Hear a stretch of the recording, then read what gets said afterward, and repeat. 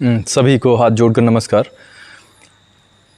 आज इस चौथे सेशन में, ये फोर्थ सेशन है हमारा, लगातार 3 सेशंस के बाद में ये आज चौथा सेशन। और इस सत्र में हम आज बात करेंगे छोटे बच्चों की।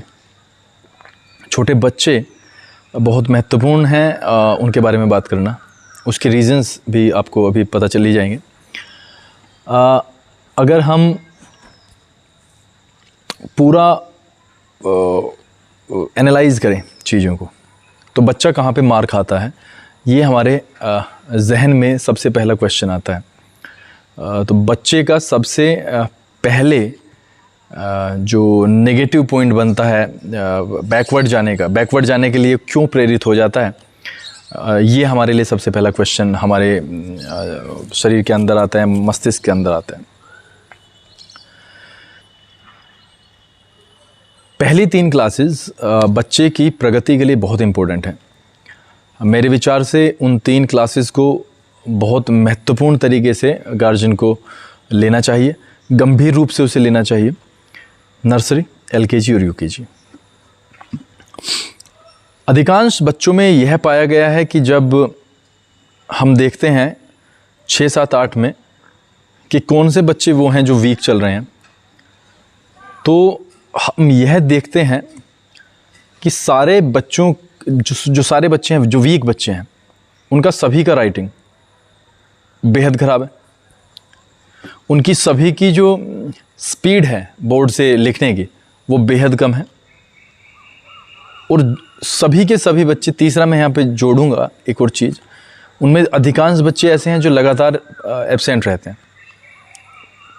तो हमने यहाँ पर क्या समझा, हम यहाँ पर एक कंक्लूजन पे पहुँचे हैं कि बच्चे की राइटिंग और रीडिंग पर काम करना बहुत इम्पोर्टेंट है। इक्वली वहाँ पर काम होना चाहिए।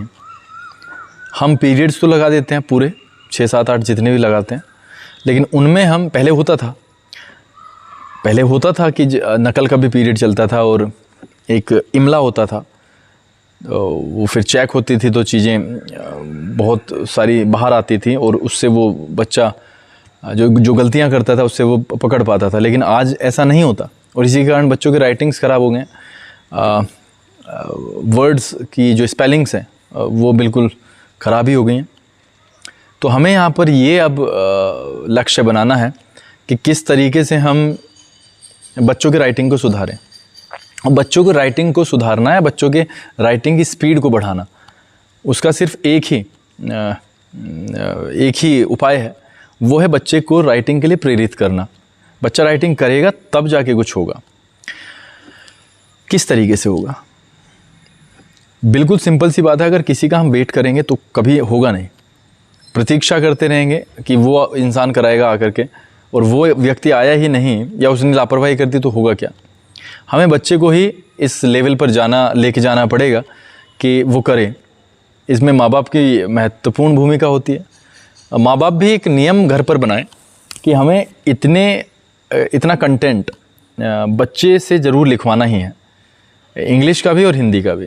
मैथमेटिक्स की आप बात छोड़ दीजिए, मैथमेटिक्स हम यहाँ पर हैं, मैथमेटिक्स को हम उस वाले लेवल से करा सकते हैं जो लेवल आपके बच्चे का है। लेकिन जो राइटिंग वाला प्रोसेस है ना, वो मैं कहूँगा फाउंडेशन है। जब तक राइटिंग का सिस्टम सही नहीं होगा तब तक कुछ हो नहीं सकता। तो मेरे तो सभी गार्जियन से ये अनुरोध है कि वो थोड़ा सा नियम बनाएं कि घर पर बच्चा राइटिंग ज़रूर करे।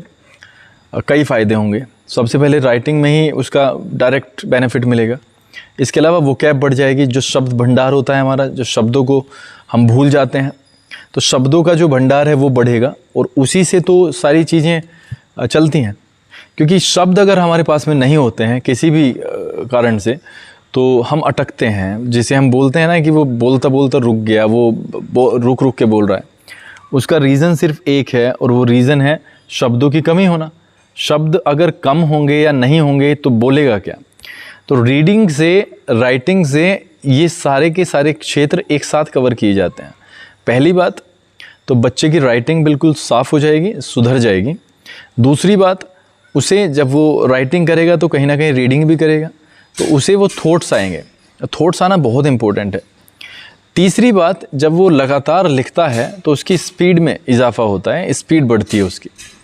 जब बच्चा यूकेजी से फर्स्ट में आता है तो उसे सबसे बड़ी समस्या का जो सामना करना पड़ता है वो यही होती है कि बच्चे को होमवर्क जो मिलता है वो बोर्ड पर मिलता है, ब्लैक बोर्ड पर लिखा हुआ होता है, और उसे वो बिल्कुल एज इट इज़ वो कॉपी करना होता है अपनी रफ़ नोटबुक पर, और वो इतनी डिफ़िकल्टी फेस करता है उस दौरान, इतना ज़्यादा डिफ़िकल्ट वो इस चीज़ को मानता है, ये मतलब उसके लिए हद होती है।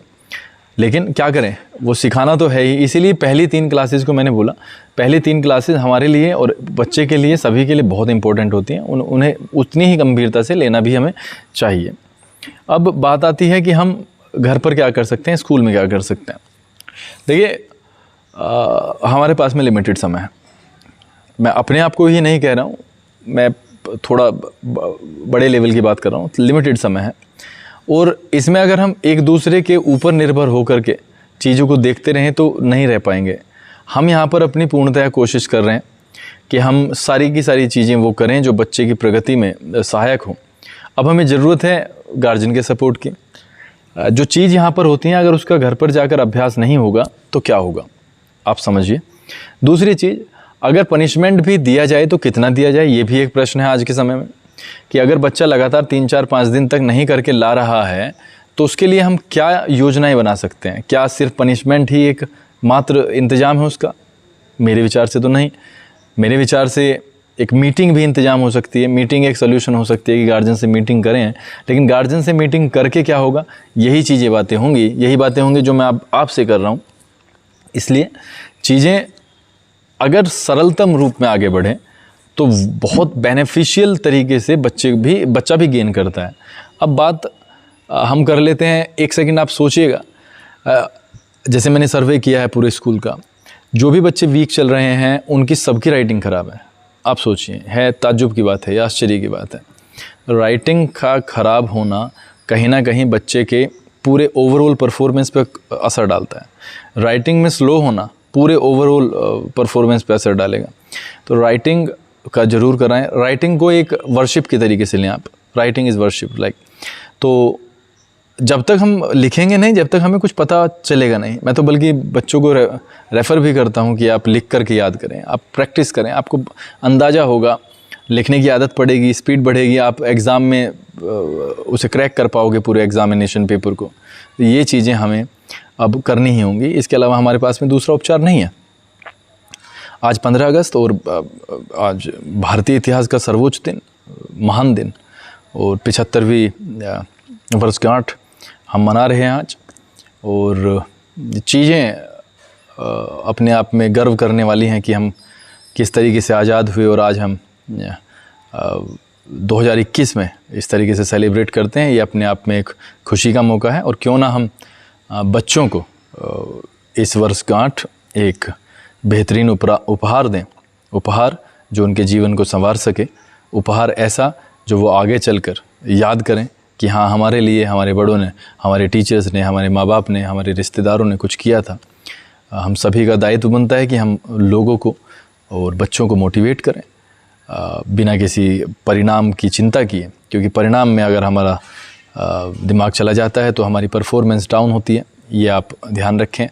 हमारा हमेशा से यही मानना है कि अगर आप काम कर रहे हैं तो पूरा फोकस उसी काम पर रखें। अगर आपको रिज़ल्ट अपने अनुसार लेने हैं तो आपको फिर पूरा 100% आपको उस टास्क में लगाना ही पड़ेगा, अदरवाइज़ चीज़ें तो बिगड़ेंगी ही। मैं सुबह भी मैंने बात की है इसके बारे में। अगर स्टूडेंट लाइफ में ही ना पढ़े तो फिर हमने अपने जीवन को ही ख़राब किया, क्योंकि स्टूडेंट लाइफ में सारी चीज़ें स्टूडेंट के लिए ही होती हैं, पढ़ाई की होती हैं और लिखाई की होती हैं, लेकिन स्टूडेंट इधर उधर भाग करके उस जीवन को नष्ट करता है, और उसका आगे का जीवन क्योंकि यहीं पर डिपेंड करता है, तो चीज़ें गलत तो होती ही हैं। तो मेरा आप सभी से यह रिक्वेस्ट है कि वीडियो को शेयर करें पहले, और जो भी कोई दिक्कत है बच्चे के प्रति, देखो छोटे बच्चों को अगर हम नहीं लेके चले तो बहुत बड़ी प्रॉब्लम है।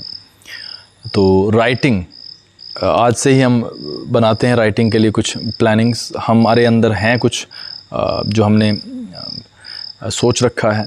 आप भी इसे घर पर अप्लाई करने की कोशिश करें, और मेरा पूरा विश्वास है कि अगर राइटिंग पर हमने पार पा लिया तो फिर कोई सब्जेक्ट भारी नहीं है और ना ही बच्चे का सेल्फ़ कॉन्फिडेंस भी लूज़ होगा। आपके कीमती समय के लिए जेनेटिक पब्लिक स्कूल हमेशा आपका आभारी रहता है। आप इतना लगाव दिखाते हैं जेनेटिक्स से, ये अभूतपूर्व है और इसको हम रिपे भी नहीं कर सकते। लेकिन हाँ, हम आपके इस विश्वास के कारण मेहनत करते हैं, दोगुनी मेहनत करते हैं और बच्चों के लेवल को उठाने का प्रयास करते हैं, प्रयत्न करते हैं। हमारे लिए 500-600 बच्चों के मायने नहीं हैं, हमारे लिए सिर्फ एक बच्चे के मायने हैं, क्योंकि कहीं ना कहीं किसी ना किसी लेवल पर अगर हम पूरी स्ट्रेंथ को लेकर के चलें तो कहीं ना कहीं हम लापरवाह हो सकते हैं। लेकिन हम मानते हैं कि हमारे लिए एक एक बच्चा महत्वपूर्ण है, क्योंकि माँ बाप का वो एक बच्चा उसके लिए सब कुछ है। हमारे लिए बहाना हो सकता है कि एक बच्चा नहीं चल पाया, लेकिन उस माँ बाप के लिए ये बहाना नहीं होगा। तो हम सभी को एक साथ लेकर चल रहे हैं और चाहते हैं कि बच्चा प्रगति करे, बच्चे को ज़्यादा दिक्कतें ना आए, और दिक्कतें आएँ तो उनको सोल्व किया जाए। बहुत बहुत धन्यवाद आज के लिए, और फिर से मुलाकात होगी अगले सेशन में।